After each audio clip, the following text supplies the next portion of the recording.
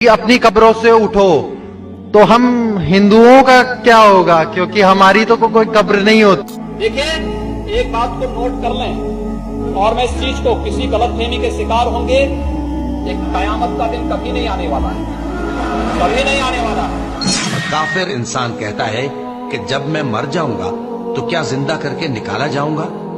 क्या ऐसा इंसान याद नहीं करता कि हमने उसको पहले भी तो पैदा किया था जबकि वो कुछ भी चीज न था? सो तुम्हारे परवरदिगार की कसम, हम इनको जमा करेंगे और शैतानों को भी, फिर इन सबको जहन्नम के गिर्द हाजिर करेंगे और वो घुटनों पर गिरे हुए होंगे। हाँ, जिसने तौबा की और ईमान लाया और अमल नेक किए तो ऐसे लोग बहिश्त में दाखिल होंगे और उनका जरा नुकसान न किया जाएगा। कयामत करीब आ पहुंची और चांद शक हो गया, और अगर काफिर कोई निशानी देखते हैं तो मुंह फेर लेते हैं और कहते हैं कि ये एक पहले से चला आता जादू है।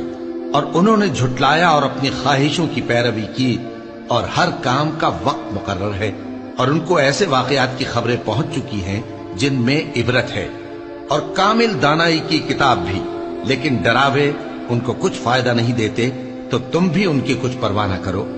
जिस दिन बुलाने वाला उनको एक नागवार चीज की तरफ बुलाएगा, फौरन आंखें नीची किए हुए कब्रों से निकल पड़ेंगे, गोया बिखरी हुई टिड्डियां हों। उस बुलाने वाले की तरफ दौड़ते जाते होंगे।